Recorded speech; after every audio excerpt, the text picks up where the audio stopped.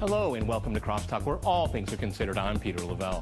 What is the fate of the House of Saud? Its list of complaints against Washington, Riyadh's well-known protector, is long and getting longer. The Saudis are furious over Western dealings with Iran, disappointed that Obama didn't bomb Syria, and determined to export its radical form of Islam. And one of its only real friends in the region is Israel.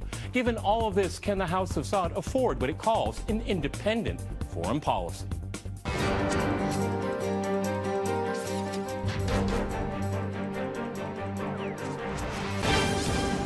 To Crosstalk Saudi Arabia, I'm joined by my guest, Brian Becker, in Washington. He is the national coordinator of the Answer Coalition. And in Nashville, we cross to Mark Levine. He is a senior fellow with the Truman National Security Project and a radio show host. All right, gentlemen, Crosstalk rules in effect. That means you can jump in anytime you want, and I very much encourage it. Brian, is it time for Washington to tell Saudi Arabia to pound sand?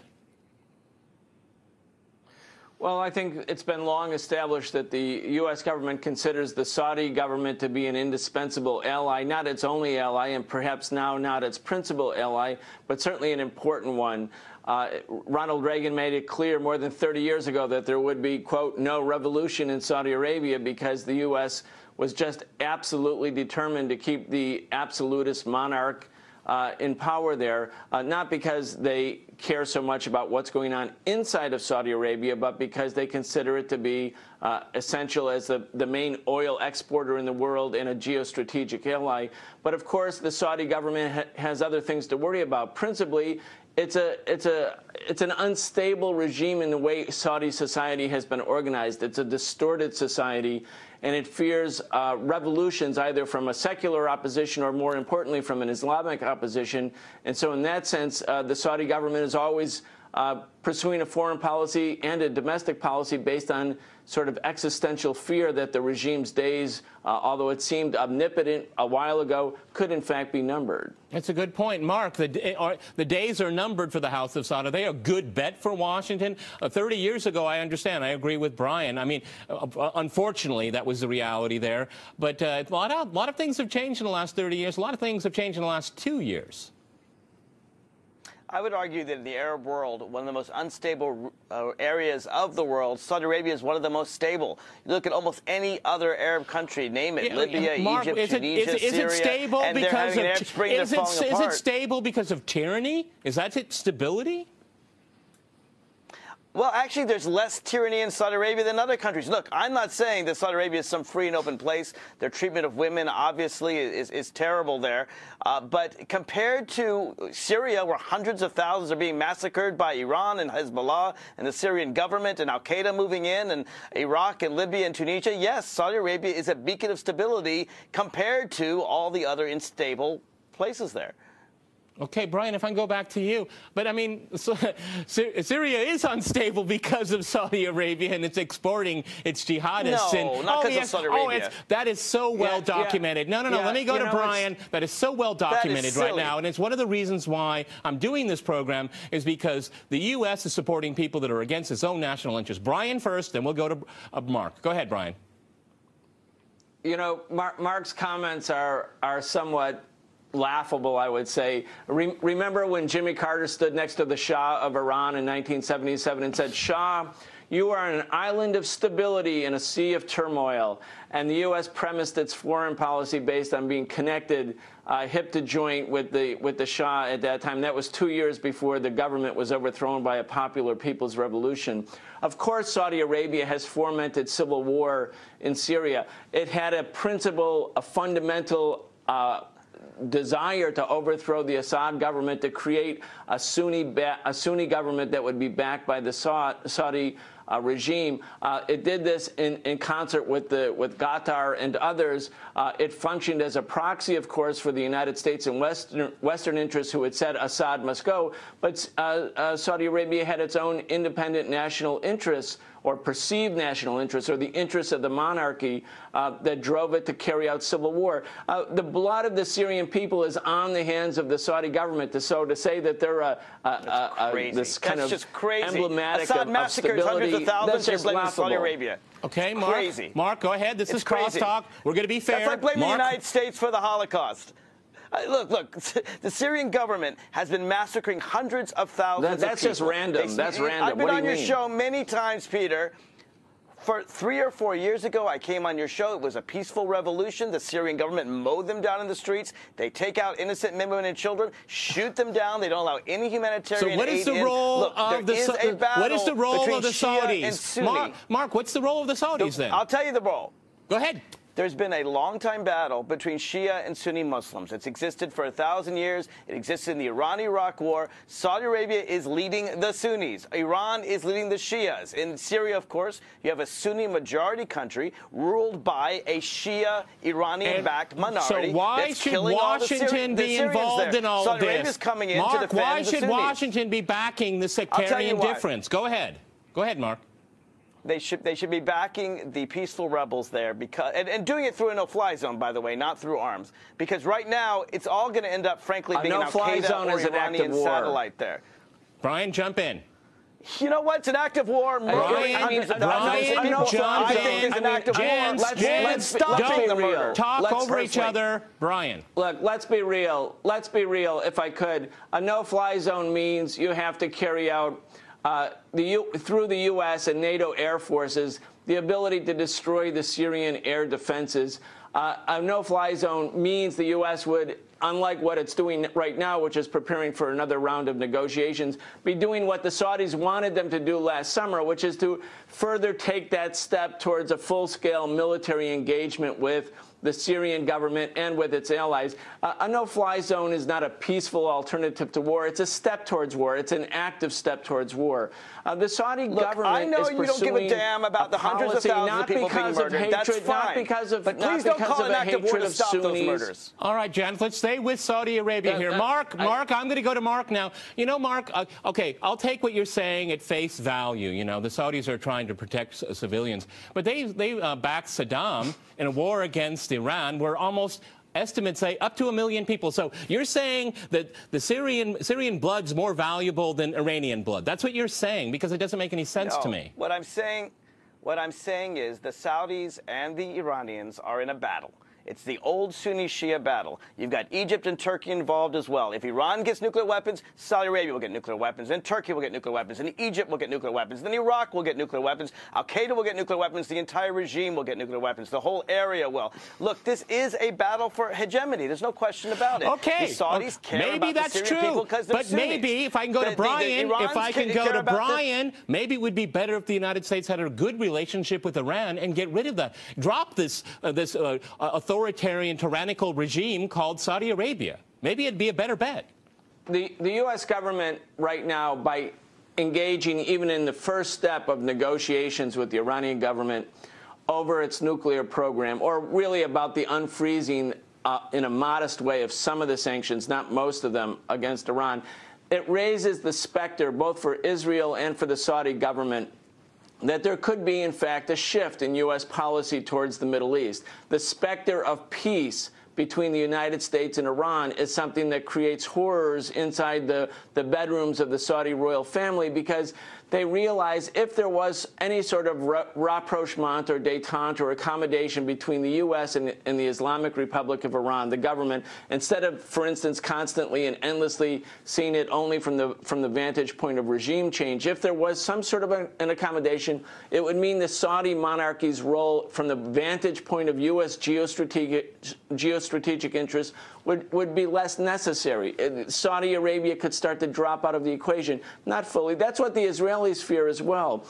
They see constant war, tension, the threat of war as being very useful for them, because it means they're more important for the empire, more important for the empire's hold on this resource-rich and geostrategically part of the world. Okay, Mark, go ahead. Mark, go ahead. I wish that people would stop playing Risk.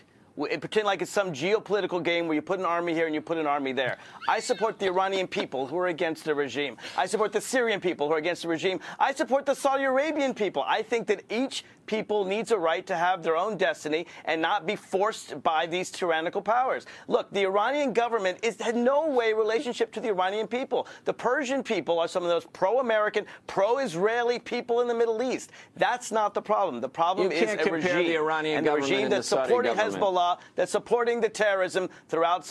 And look, the Saudi regime has its own tyranny. Women in Saudi Arabia are not treated well either. There's virtually no democracy in the Middle East except Turkey and Israel. I understand that. All right. But at the end of the day, Mark, you brought up risk. Mark, you brought up the term risk, obvious reference to the game. But if I go to Brian, that's exactly what Saudi Arabia is playing in the region. It's playing risk with its money and supporting all kinds of crazy groups. Go ahead, Brian. Yeah, and also and Mark forgot to mention that when the people of Bahrain rose up for democracy against the royal monarchy, which hosts the Fifth Fleet of the Pentagon, the Saudis moved in, and the Saudis moved in with brutal force with its army. And why the Washington did they do that? government Because said the people nothing. are They were Shia perfectly and happy Saudi with is Sunni. that. Mark? At the end of the day, every people needs to have individual self-determination, whether Shia or Sunni. And a majority Shia country like Bahrain should be Shia. A majority Sunni country like Syria should be Sunni. And basically, if we weren't this geopolitical game between Iran and Saudi Arabia... Okay, Brian, before we go to... Let me go to Brian before the break. Go ahead, Brian, before the break. Go ahead. Go ahead. On Mark's premise, then, America should be a Christian nation and a white nation because it's the majority nation. I mean, that's completely opposed to any sort of basic tenet of democracy or freedom. All right, gentlemen, I'm going to jump in here. We're going to go to a short break, and after that short break, we'll continue our discussion on Saudi Arabia. Stay with RT.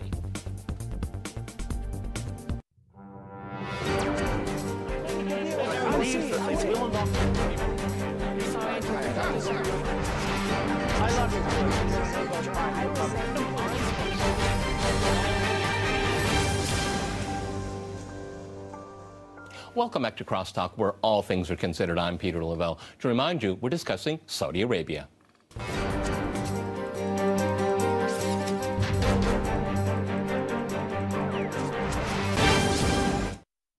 Brian, if I can go back to you, in the beginning of the program, I mentioned that Saudi Arabia has given these signs and signals that it may want to pursue its own independent foreign policy, whatever that may be. I mean, without the United States and without Israel, even though publicly they're not allies, but in many ways they actually are allies, I mean, what can that mean for Saudi Arabia? Because I would agree with Mark on one point here, is that it sees everything through the sectarian division. And this is one of the things I'm critical of Washington, is getting involved in something like that, because the United States is just brought in as some kind of mercenary army to settle conflicts on the ground. First, Brian, then we go to Mark. Yes, let's first look at Saudi foreign policy based not on the Shiite-Sunni division, even though that's a factor. The fundamental part of their foreign policy is based on their own estimation of what the regime needs in order to stay in power. It is a fragile regime. It is an absolutist monarchy. It has been in power for 80 years. It has never had an election. 1/3 of all the people in Saudi Arabia are migrants. The Saudi population is dependent on migrant labor for work. That makes the regime completely unstable in its core, in its essence, in terms of its domestic policy, in spite of its oil wealth. So what it did over the long term was function as a proxy, as a client for the United States. In the recent years, after the onset of the so-called Arab Spring, the Saudi Arabians did pursue a more independent, aggressive foreign policy, trying to carry out regime change against others in the Middle East. But even when it did so with the United States, not against the United States. The United States and the Saudis had the same goal in Syria, which was to overthrow the Assad government.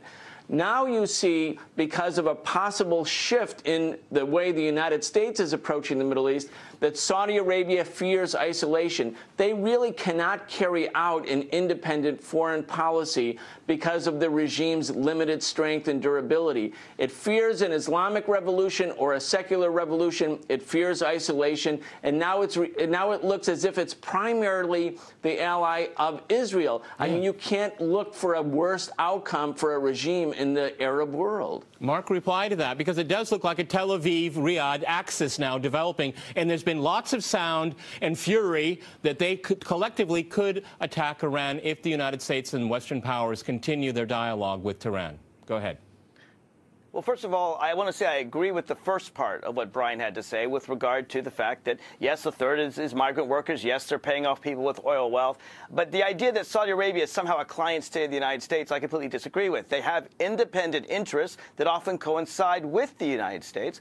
And Saudi Arabia can pursue an independent foreign policy. If Iran, for example, were to get nuclear weapons, Saudi Arabia would have nuclear weapons probably within a month because of their alliance with Pakistan. In fact, many people think that Pakistan got their nuclear weapons because of Saudi money. So if there is a nuclear arms race, Saudi Arabia will be right there after Iran. It's one of the reasons why I support the current Iran deal, because I think it is the best chance we have to prevent this nuclear arms race from happening. But please don't pretend that Saudi Arabia somehow is independent, somehow is a United States client state. They're a very independent place. They are pursuing their own interests. The fact that they're joining with Israel tells you that they're doing what they need to do to survive, not because they like Israel, but because the enemy of my enemy is my friend. Okay, Brian, this has nothing to do with a nuclear Iran, does it? It has. What it's all about is a détente, possible détente, with Tehran and the outside world to stop isolating it. This is the worst nightmare for Saudi Arabia and Israel since it's already been mentioned. It's not about a nuclear weapon. This is such a fiction. It's all about nuclear weapons. No, let's go to Brian. Let me go to Brian. Mark. It's not the specter. Go ahead. It's not the specter of a nuclear-armed Iran. It's the specter of a peaceful accommodation between the U.S. and Iran. And that's the main danger for the Saudi government. That's how they perceive it. The Iranian government does not have a nuclear weapon. The Iranian government is the most inspected society. It has IAEA inspectors in there every day. It has now said that it won't enrich uranium past 5%, meaning it's impossible for it to acquire a nuclear weapon. In other words, there's nothing, and Iran has not initiated a war with any of its neighbors. So it's not a nuclear-armed Iran, and it's not an aggressive Iran. It's really the possibility of an accommodation with Washington that scares the Saudi monarchy. Please don't say it's not an aggressive war. Go ahead, Mark. To say that Iran's not an aggressive war when they're arming Hezbollah, which is murdering hundreds of thousands of Syrians, when they're arming Hamas. Mark, and it's Israel. Of course they have. And because of Israel's actions in Lebanon, Hezbollah came into being, okay? We can go around and around on this here, okay? Let's stay with Saudi Arabia here. Brian, what is the best-case scenario about the future of the House of Saud? Because a lot of people would tend to agree with you. It's a very unstable regime. It has a lot of money. And I would agree with Mark. In less than a month, they can buy a nuclear weapon. How do you feel about Riyadh having a nuclear weapon? I'm more afraid of that than Iran having a weapon. Go ahead, Brian. I don't think they can get a nuclear weapon. I don't think, even though the Saudis helped finance the Pakistan nuclear arms project, it's not like the Pakistan military is going to say, oh, and here's your bomb, by the way. I just don't see that happening. I think the best case scenario for the Saudi family, the royal family, is there's no best case there. I think they can look back in history and see Louis XVI or the Shah of Iran, all the other monarchs who finally end up in the dustbin of history, and they know it. They know that their days are numbered. And so all of this attempted appearance of omniscience, all of this power of projecting an independent foreign policy, underneath it all, in spite of its vast wealth, in spite of its vast military, it's a fragile regime. It can be toppled. I think it will be toppled ultimately. They're all fragile. Go ahead, Mark. Every government in that era. Every government in the Middle East, except Turkey and Israel, because they're democracies, every single other government is fragile. You look at a fairly stable country like Jordan, it is fragile as well. My hope for Saudi Arabia is to become a constitutional monarchy more like Jordan. But Saudi Arabia has lots of work to do. You're absolutely right. Its citizens have power, but its workers are not their citizens. Women have very few rights in Saudi Arabia. I'm not defending the Saudi regime, and I'm not saying that they're stable. I'm saying they're more stable than virtually every other regime in the Middle East, and that's not a compliment to Saudi Arabia. It's really an insult to all the instability in the Middle East because of this conflict, because of the Shia-Sunni conflict, because of the dictatorship. Okay, Brian, jump in. No, the Saudi society is rotting from within. There's 12% unemployment amongst the Saudi youth, the young people who have graduated. Is it better in Yemen? 2 million migrants have been... 2 million migrants have been deported in the last year. The society is now rife with extreme racism. Society knows that it's lost its moorings, that it has no ability. But the Saudi government has no solution, because the only solution would include the liquidation of the monarchy, which the monarchy won't do for the obvious reasons. You can't look at it in isolation. Okay, Mark. My point is this. I'm not disagreeing with anything you're saying about Saudi Arabia. No, Mark, I don't want to waste time on that. I want to ask Mark a question. Okay. I mean, obviously, I think all three of us can agree on one thing, is that the so-called values of the royal family of Saudi Arabia have nothing to do with anything that any of us would find in common whatsoever, okay? But there is a commonality there, Mark, and it's called American arms. They love Saudi Arabia, don't they? And this is one of the things that the Saudis are threatening the Americans. The arms makers in the U.S. have a lot of influence in Washington. This is what's keeping it together, at least for now. What do you think? Saudi Arabia does like American arms. The Egyptian dictatorship of Mubarak certainly liked American arms. There's no question about it. Yes, Bahrain does as well. We do arm dictators in the Middle East. I don't think anyone disputes that. My point is that Saudi Arabia is less dangerous than virtually all the others. That's no praise to Saudi Arabia. It's telling you it's the best. Really it's the best cold apple comfort to the people in Syria. Of That's really cold comfort to the people in Syria. But Syria, you can't blame Saudi Arabia for Syria. That's really silly. I mean, when the people of Syria rose up non-violently, were mowed down by their government and tanks and mortars. Remember, Syria doesn't even allow the Red Cross to go in because they're massacring people day and night. Saudi Arabia has done many bad things, but if anything in Syria, Mark, they're trying I'd like to go to Brian. I'll tell you one of the bad things that Saudi Arabia does. It sends its young people with tickets on airplanes and money in their pocket, and they go across the border with the acquiescence of the Turks. This is what they're doing for the Syrian people. This is the export of Saudi ideology in violence. Mark. Okay, Brian, jump in. Sorry. Brian, jump in. Go ahead, Brian. Yeah, so the Saudi, I mean, if you look at the past 35 years, the Saudi royal family has been a funnel through which oil money, but also CIA money, has gone to the most reactionary forces in South Central Asia, in Afghanistan, with Osama bin Laden, in Pakistan, and then to the same al-Qaeda forces in Syria. The Saudi royal family, of course, does pursue its own policy. It has its own networks of support. They're very, very reactionary. They're very reactionary towards workers, towards unions, towards women, towards all the things that people equate with freedom. Here's the point. And in the case of Saudi Arabia, by the way, Mark says the Saudis are less of a threat. The question is to whom? Certainly not to the Syrians. If you go to Saudi Arabia, Mark, if you go there, you'll see wanted posters for migrant workers up in the wall because they're enslaved people by the Saudi royal family. It's very threatening. It's very threatening I'm not for defending them. Saudi Arabia. This is a society that's based on enslavement. Okay. It's based on feudalism and Saudi enslavement Arabia and Iran. Okay, Mark, go ahead. Mark, I'm going to ask you a quick question. I'm going to ask Mark, I'm going to give you the last word of the program because we're almost out of time, and I'm going to give you the last word. So you prefer to have a cozy relationship with Saudi Arabia and not have a détente with Iran? Go ahead, 40 seconds. I prefer neither. Saudi Arabia and Iran are both dictatorial regimes. They both arm terrorists. They're both engaged in the Sunni-Shia battle, and they're both destroying peoples throughout the Middle East. I think the people themselves should decide. That's why I support the Syrian rebels and the Bahrainian rebels. And throughout the Middle East, I support the Arab Spring because I think there is a third way between the two horrors of Iran and Saudi Arabia. Okay, Mark, let's keep in mind that people in Iran go to elections on a regular basis, and there's a plurality of political they don't. They're parties. not allowed to vote for who they want. We've run out of time, gentlemen. I want to thank many thanks to my guests in Washington and in Nashville, and thanks to our viewers for watching us here at RT. See you next time, and remember, crosstalk rules.